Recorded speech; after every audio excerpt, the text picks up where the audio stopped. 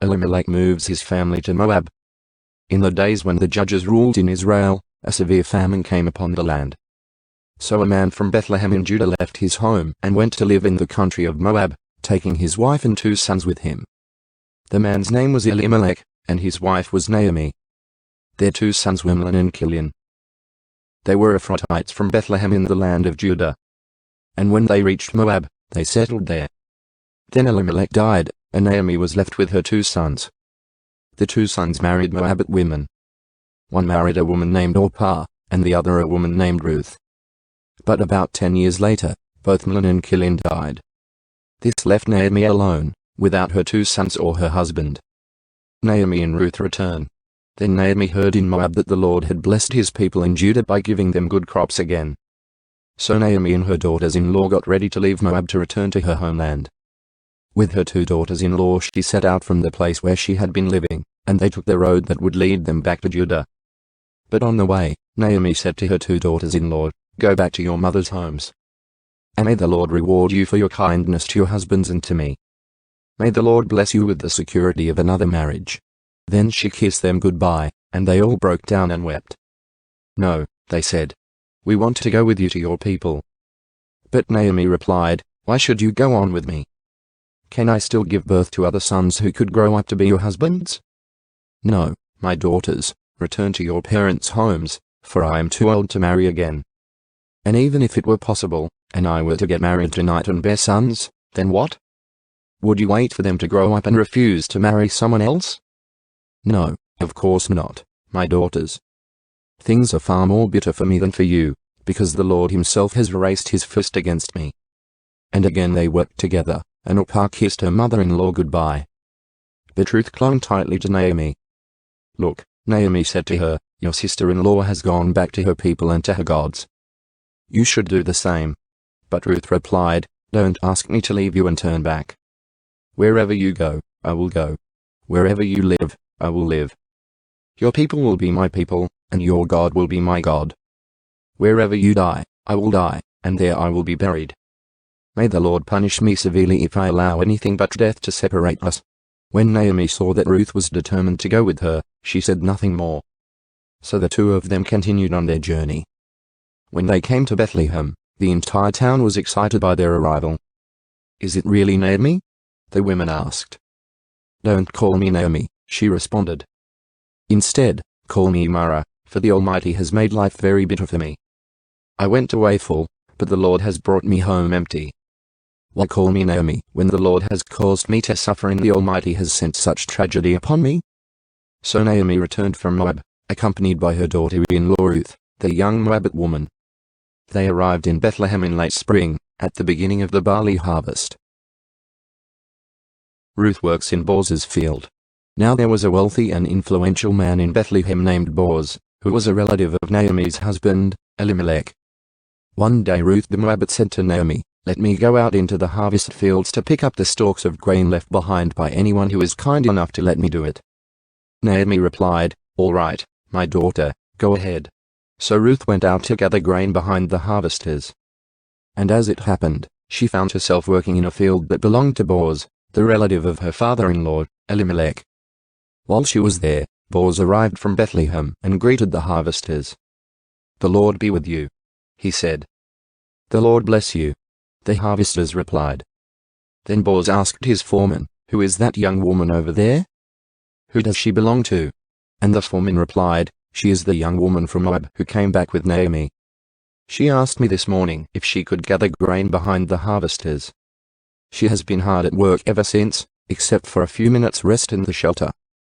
Boaz went over and said to Ruth, "Listen, my daughter. Stay right here with us when you gather grain. Don't go to any other fields. Stay right behind the young women working in my field. See which part of the field they are harvesting, and then follow them. I have warned the young men not to treat you roughly. And when you are thirsty, help yourself to the water they have drawn from the well." Ruth fell at his feet and thanked him warmly. "What have I done to deserve such kindness?" she asked. "I'm only a foreigner." "Yes, I know," Boaz replied. "But I also know about everything you have done for your mother-in-law since the death of your husband. I have heard how you left your father and mother and your own land to live here among complete strangers. May the Lord, the God of Israel, under whose wings you have come to take refuge, reward you fully for what you have done. I hope I continue to please you, sir, she replied. You have comforted me by speaking so kindly to me, even though I am not one of your workers. At mealtime Boaz called to her, come over here, and help yourself to some food. You can dip your bread in the sour wine. So she sat with his harvesters, and Boaz gave her some roasted grain to eat. She ate all she wanted and still had some left over. When Ruth went back to work again, Boaz ordered his young men, let her gather grain right among the sheaves without stopping her, and pull out some heads of barley from the bundles and drop them on purpose for her. Let her pick them up, and don't give her a hard time. So Ruth gathered barley there all day, and when she beat out the grain that evening, it filled an entire basket. She carried it back into town and showed it to her mother-in-law. Ruth also gave her the roasted grain that was left over from her meal. Where did you gather all this grain today? Naomi asked.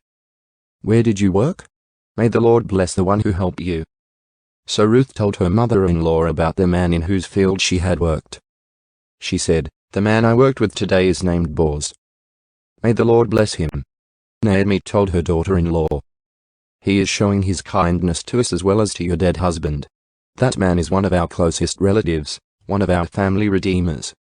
Then Ruth said, what's more, Boaz even told me to come back and stay with his harvesters until the entire harvest is completed. Good. Naomi exclaimed. Do as he said, my daughter. Stay with his young women right through the whole harvest. You might be harassed in other fields, but you'll be safe with him. So Ruth worked alongside the women in Boaz's fields and gathered grain with them until the end of the barley harvest. Then she continued working with them through the wheat harvest in early summer.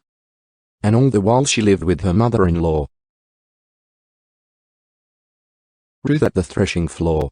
One day Naomi said to Ruth, my daughter, it's time that I found a permanent home for you, so that you will be provided for. Boaz is a close relative of ours, and he's been very kind by letting you gather grain with his young women. Tonight he will be winnowing barley at the threshing floor. Now do as I tell you, take a bath and put on perfume and dress in your nicest clothes. Then go to the threshing floor, but don't let Boaz see you until he has finished eating and drinking. Be sure to notice where he lies down. Then go and uncover his feet and lie down there. He will tell you what to do. I will do everything you say, Ruth replied. So she went down to the threshing floor that night and followed the instructions of her mother-in-law. After Boaz had finished eating and drinking and was in good spirits, he lay down at the far end of the pile of grain and went to sleep. Then Ruth came quietly, uncovered his feet, and lay down. Around midnight Boaz suddenly woke up and turned over. He was surprised to find a woman lying at his feet. Who are you? He asked. I am your servant Ruth, she replied. Spread the corner of your covering over me, for you are my family redeemer. The Lord bless you, my daughter, Boaz exclaimed. You are showing even more family loyalty now than you did before, for you have not gone after a younger man, whether rich or poor. Now don't worry about a thing, my daughter. I will do what is necessary, for everyone in town knows you are a virtuous woman. But while it's true that I am one of your family redeemers, there is another man who is more closely related to you than I am. Stay here tonight, and in the morning I will talk to him. If he is willing to redeem you, very well. Let him marry you. But if he is not willing, then as surely as the Lord lives, I will redeem you myself. Now lie down here until morning. So Ruth lay at Boaz's feet until the morning, but she got up before it was light enough for people to recognize each other. For Boaz had said, no one must know that a woman was here at the threshing floor. Then Boaz said to her, bring your cloak and spread it out. He measured 6 scoops of barley into the cloak and placed it on her back. Then he returned to the town. When Ruth went back to her mother-in-law, Naomi asked, what happened, my daughter?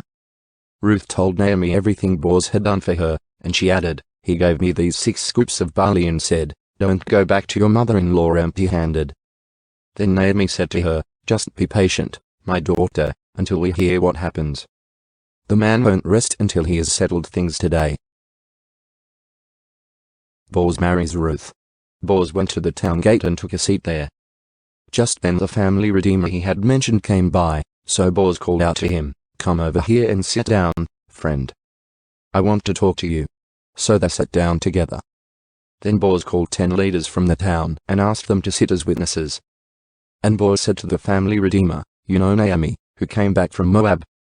She's selling the land that belonged to our relative Elimelech. I thought I should speak to you about it so that you can redeem it if you wish. If you want the land, then buy it here in the presence of these witnesses. But if you don't want it, let me know right away, because I am next in line to redeem it after you." The man replied, "All right, I'll redeem it."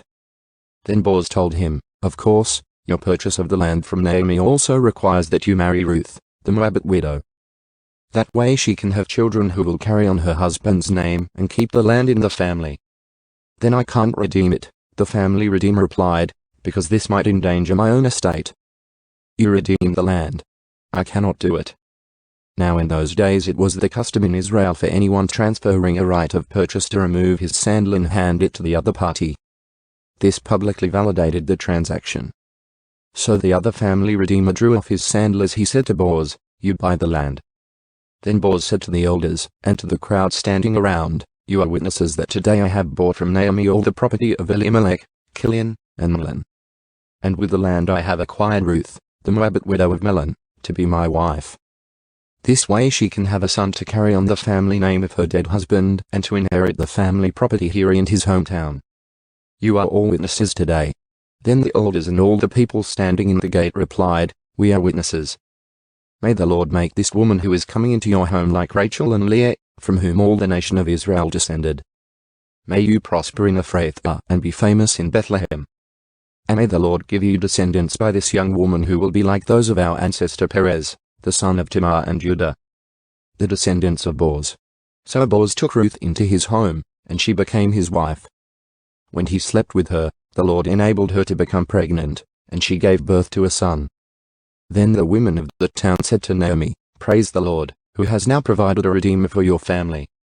May this child be famous in Israel. May he restore your youth and care for you in your old age. For he is the son of your daughter-in-law who loves you and has been better to you than 7 sons." Naomi took the baby and cuddled him to her breast.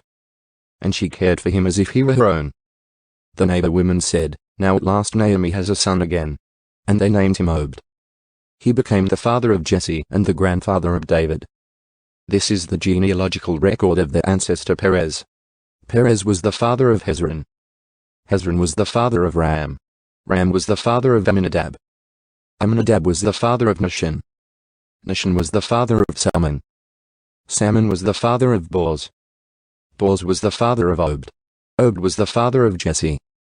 Jesse was the father of David.